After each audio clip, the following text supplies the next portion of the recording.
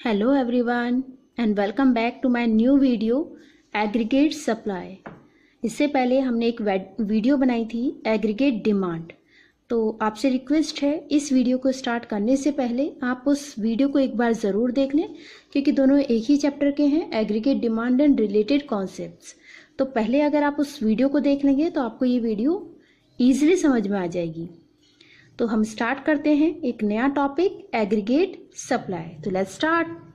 Aggregate supply refers to money value of final goods and services that all the producers are willing to supply in an economy in a given time period। मतलब एक given time period में सारे producers of an economy, एक country के सारे producers कितने final goods and services supply करने के लिए सोच रहे हैं, दैट इज एग्रीगेट सप्लाई। एक गिवन टाइम पीरियड में सारे प्रोड्यूसर्स कितने गुड्स एंड सर्विसेज मार्केट में सप्लाई करने वाले हैं, दैट इज एग्रीगेट सप्लाई। अच्छा, ये तो हो गया हमारा एग्रीगेट सप्लाई।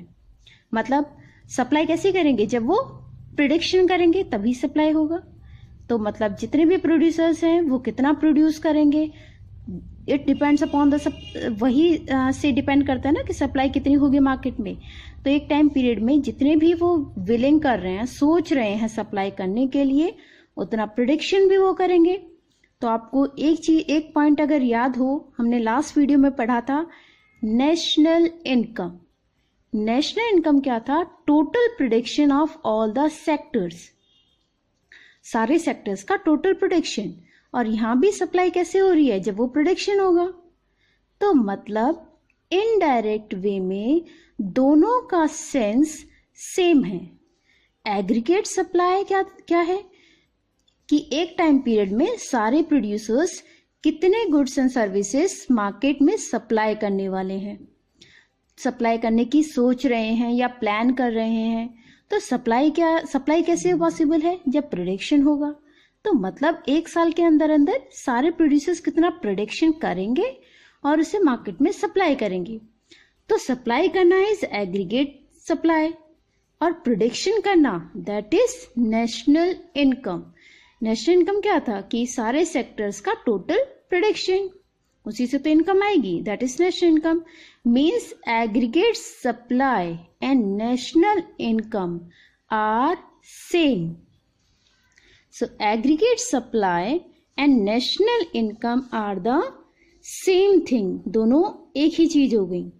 क्लियर हुआ? फिर से एक बार देख लीजिए अगर कोई डाउट है तो। एग्रीगेट सप्लाई क्या है कि एक साल के अंदर अंदर सारे प्रोड्यूसर्स कितने गुड्स एंड सर्विसेज मार्केट में सप्लाई करेंगे। ठीक है, लेकिन सप्लाई कब होगी, जब प्रोडक्शन होगा ना। तो मतलब एक साल के अंदर अंदर प्रोड्यूसर्स को प्रोडक्शन भी करना होगा। तो नेशनल इनकम हमारा क्या था? Total production of all sectors. तो aggregate supply and national income both are the same things.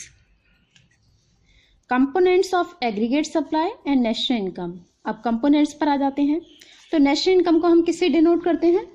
Y से। एन वाई मैंने शॉर्ट में लिखा है, लेकिन डिनोट किससे करते हैं? वाई से। तो नेशनल इनकम को हम किससे डिनोट करते हैं? वाई से, इनकम को। तो अच्छा, इनकम हमारे पास है, इनकम को हम कहाँ खर्च करेंगे? इनकम का यूज कैसे करते हैं? या तो ऑब्वियसली या तो हम खर्च करेंगे, उसे कंज्यूम करेंगे, या फिर हम सेव करेंगे। तो यही दो चीजें यूज होती हैं इनकम से, यही दो यूजेस हैं इनकम के। या तो हम कंजप्शन करेंगे या फिर हम सेव करेंगे, या तो हम उसे कंज्यूम करेंगे खर्च करके, या फिर हम उसे सेव करेंगे। तो income is equal to C plus S. C means consumption and S for saving. तो नेशनल इनकम या इनकम और aggregate supply is equal to C plus S, consumption plus saving. तो y इज इक्वल टू क्या हो गया? c plus S. अब इसके हम और क्या क्या फॉर्मूले निकाल सकते हैं? y इज इक्वल टू हो गया c प्लस एस। लेकिन अगर हमें c फाइंड आउट करना होगा तो हम क्या कर सकते हैं? s को इधर ले जाओ। तो y minus S, income minus saving, वो हमारे क्या आ जाएगा? कंजप्शन। सेम एज अगर हमें सेविंग निकालनी है तो हम क्या करेंगे? सेविंग निकालनी है तो c को इधर ले जाओ, तो y माइनस सी। तो saving is equal to income minus consumption. तो एक ही फॉर्मूले से हमने 2 फॉर्मूलेस और डिराइव कर लिए, 2 फॉर्मूले हमारे पास और हो गए।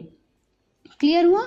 तो एग्रीगेट सप्लाई क्या था कि एक साल के अंदर अंदर सारे प्रोड्यूसर्स कितने गुड्स एंड सर्विसेज मार्केट में सप्लाई करने के लिए सोच रहे हैं।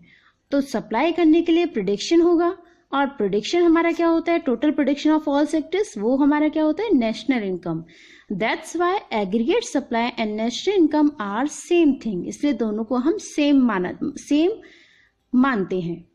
अब एग्रीगेट सप्लाई के कंपोनेंट्स क्या क्या थे, 2 कंपोनेंट्स थे कि हम इनकम को कहाँ कहाँ यूज कर रहे हैं, कंजप्शन और सेविंग पर। तो they are 2 components of aggregate supply, 2 components हैं हमारे एग्रीगेट सप्लाई के। First one is consumption and other one is saving. तो y is equal to C plus S, income का यूज कहाँ होता है, या तो कंजप्शन पर या सेविंग पर। तो y इज इक्वल टू क्या हो गया, कंजप्शन प्लस सेविंग। इससे हमने और फॉर्मूलेज अपने निकाल लिए हैं, y is equal to consumption plus saving. तो इससे कंजप्शन भी हम निकाल सकते हैं, सेविंग भी हम निकाल सकते हैं। तो these are 2 more formulas derived by this formula, y is equal to c plus s। Next हमने एक एग्रीगेट सप्लाई का शेड्यूल ले लिया है, जिसमें इनकम हमारे पास है, कंजप्शन हमारे पास है, इनकम इज 0, 100, 200, 300, 400, 500, 600, सेम शेड्यूल है जो हमने एग्रीगेट डिमांड में यूज किया था। Now consumption is 40, 120, 200, 280, 360, 440 and 520। तो हम सेविंग निकाल सकते हैं। सेविंग का फॉर्मूला क्या था, इनकम माइनस कंजप्शन। तो सेविंग हम निकाल लेते हैं, इनकम माइनस कंजप्शन। तो 0 माइनस 40 कितना आएगा, minus 40। 100 minus 120 minus 20। 200 minus 200 that is 0। 300 minus 280 20। 400 minus 360 40। 500 minus 440 60. 600 minus 520 80. In the same way we can find out AS निकाल लेंगे हम, aggregate supply, that is C plus S. तो C and S both we have, just add them, we can find out AS.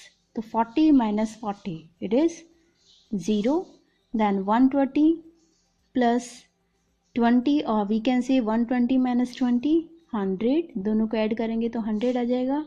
Then 200 plus 0 200, then 280 plus 20 300, then 360 plus 40 400, then 440 plus 60 500, then 520 plus 80 it is 600. So in the same way we can find out saving and AS. If saving is given we can find out consumption. तो इसी तरीके से हम consumption अगर हमारे पास है तो हम सेविंग फाइंड आउट कर सकते हैं, सेविंग हमारे पास है तो हम कंजप्शन फाइंड आउट कर सकते हैं, और जब हमारे पास दोनों चीज़ें होंगी तो हम एएस निकाल सकते हैं. तो ये था हमारा एग्रीगेट सप्लाई का शेड्यूल. अब हम एग्रीगेट सप्लाई का कर्व बनाते हैं. तो ये मैंने एक डायग्राम ड्रॉ कर लिया है, X axis and Y axis. This is consumption and saving and this one is income in crores. ये हमने नोट डाउन कर लिए हैं. 100 200 300 400 मेजरमेंट हमने ले लिया है. 100 200 300 400 700. First of all we draw AS. तो सबसे पहले हम एग्रीगेट सप्लाई को ड्रॉ करेंगे. तो एक बार फिर से मैं आपको ये टेबल दिखा देती हूँ. Income this was 0, aggregate supply is also 0. This is 100, it is also 100. 200, same 200. 300, same 300. 400, same 400. And 500, same 500. 600, same 600. Means income और aggregate supply दोनों हमारे सेम हैं. तो इसी से हम अब डायग्राम बना के देखते हैं हमारा डायग्राम क्या आता है. तो हम देख लेते हैं. When income was 0, aggregate supply was also 0. तो एक पॉइंट यहाँ पे हो जाएगा. 100 पर 100 था तो एक पॉइंट यहाँ पर हो गया. 200 पर 200 था तो सेम यहाँ पर आ जाएगा. 300 पे 300 तो यहाँ पर पॉइंट आ गया. 400 पर 400 तो एक पॉइंट हमारा यहाँ पर आ गया. देन 500 इनकम एंड 500 एएस, यहाँ पर एक पॉइंट आ गया. देन 600 एंड 600 यहाँ पर एक पॉइंट आ गया। तो ये हमने पॉइंट बना दिए हैं। अब इन पॉइंट को ज्वाइन करके हम एक लाइन ड्रॉ कर लेते हैं। So this is our diagram, this is AS या फिर इनकम। ये हमारा एएस का या फिर इनकम का डायग्राम बन गया। वन मोर थिंग, अब ये जो डायग्राम बनता है दिस इज ऑफ 45 डिग्री। ये 45 डिग्री पर बनता है ये डायग्राम हमारा, क्योंकि दोनों चीज़ें हमारी सेम थी। And right angle, this is the half of the right angle. तो एग्रीगेट सप्लाई या इनकम दोनों सेम है। वो सेम क्यों है, हम पहले डिस्कस कर चुके हैं कि दोनों सेम क्यों हैं। क्योंकि इनकम क्या होता है, इनकम में भी टोटल प्रोडक्शन होता है हमारा, और एग्रीगेट सप्लाई में भी प्लान होता है सप्लाई का कि कितना गुड्स एंड सर्विसेज सप्लाई करनी है। ठीक है, तो हम ये जब डायग्राम बनाया तो we can see this is of 45 degree. 45 degree का हमारा ये डायग्राम बना है। तो दिस इज एएस कर्व। अब इसमें हम थोड़ा सा और देख लेते हैं। ये तो हमने केवल एग्रीगेट सप्लाई का कर्व बनाया है। अब हम इसमें कंजप्शन और सेविंग इनका भी ऐड कर लेते हैं, मतलब इन दोनों को भी डायग्राम में इंक्लूड कर लेते हैं। आपको मैंने पहले भी बताया था, if income is zero, if there is any level of consumption when income is zero, तो इसे हम क्या बोलते थे, सी बार। अगर जीरो लेवल ऑफ इनकम पर हमारा कुछ कंजप्शन है तो उसे क्या बोलते थे हम, सी बार और ऑटोनॉमस कंजप्शन। ऐसे ही सेम हम ये हमारी सेविंग, हम अब ये सेविंग हमारी कहाँ से आई, सेविंग तो हमारे पास, मैंने आपको लास्ट वीडियो में भी बताया था कि जो भी हम ये कंजप्शन कर रहे हैं वो कंजप्शन कहाँ से कर रहे हैं, या तो हमारी पुरानी सेविंग होगी जहाँ से हम ये कंज्यूम कर रहे हैं, या फिर हो सकता है हमने कहीं से बोरो किया हो वहाँ से हम ये कंजप्शन कर रहे हैं, या फिर हमने कोई अपनी एसेट्स को सेल किया हो। तो ये रीजंस थे कि हम कंज्यूम कैसे करते हैं। तो हमने जो ये सेविंग है ये हमारी पुरानी सेविंग थी जिसको हमने यूज कर लिया। ये हमने कोई सेविंग नहीं की है, इनकम में से सेविंग नहीं की, ये हमारी पुरानी सेविंग थी जिससे हम कंजप्शन कर रहे हैं। तो this saving is called dissaving, dissaving. Clear, क्योंकि इनकम हमारी इतनी नहीं हुई थी कि हम सेविंग कर पाए। ये हमारा क्या था, ये हमारी पुरानी सेविंग थी, पिछली सेविंग थी जो हमारे पास बची हुई थी और जिससे हम अपना कंजप्शन कर रहे हैं। तो this saving is called dissaving. जब माइनस में हमारी सेविंग आती है, ये इनकम लेवल जीरो है और फिर भी हमारी सेविंग है, नेगेटिव सेविंग है, तो negative saving is called dissaving. ये हमारी पुरानी सेविंग है, हमने अभी कोई सेविंग स्टार्ट नहीं की। क्लियर।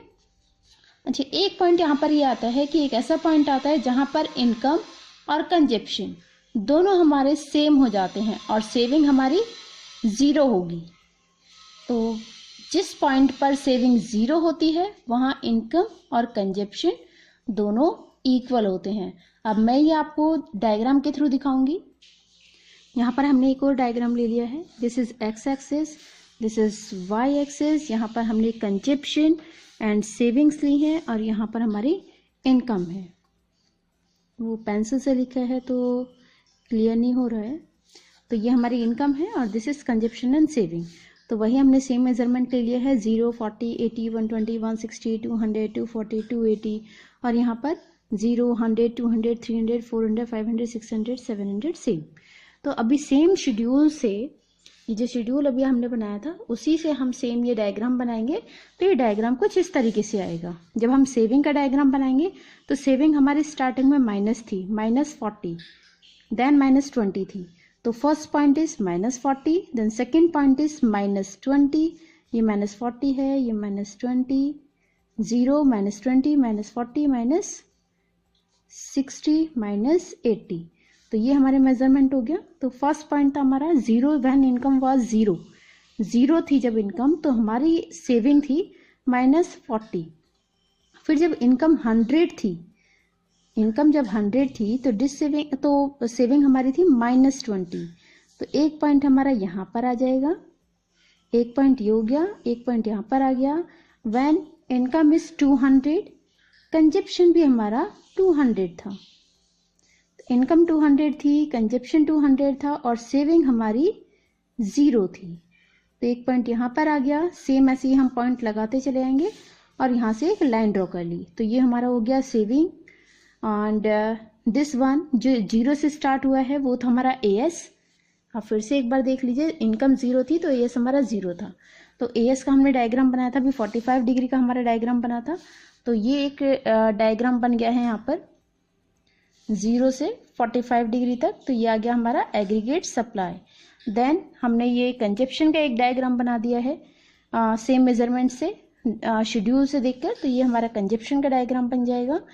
आपको याद हो तो 0 लेवल पर भी हम कंज्यूम कर रहे थे तो उसे हम क्या बोलते थे? Autonomous consumption. Good, this is C बार। तो आई होप आप सबको याद था।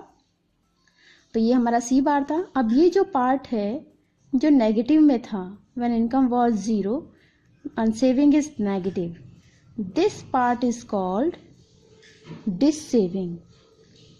इसे हम बोलेंगे डिससेविंग। ये पार्ट हमारा होगा डिससेविंग जो नेगेटिव में जा रहा है। ठीक है, ये पार्ट हो गया हमारा डिससेविंग।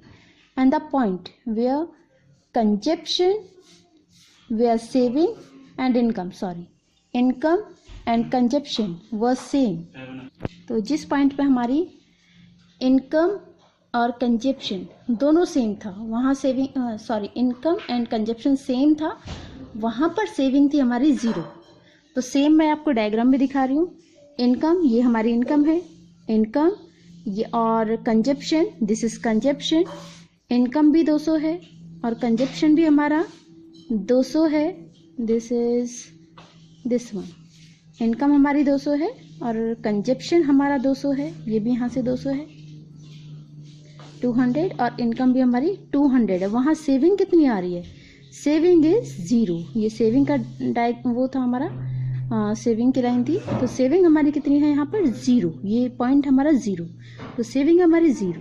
तो जिस पॉइंट पर कंजप्शन और इनकम दोनों इक्वल होते हैं और सेविंग 0 होती है, that point is known as E, और we can say break even point.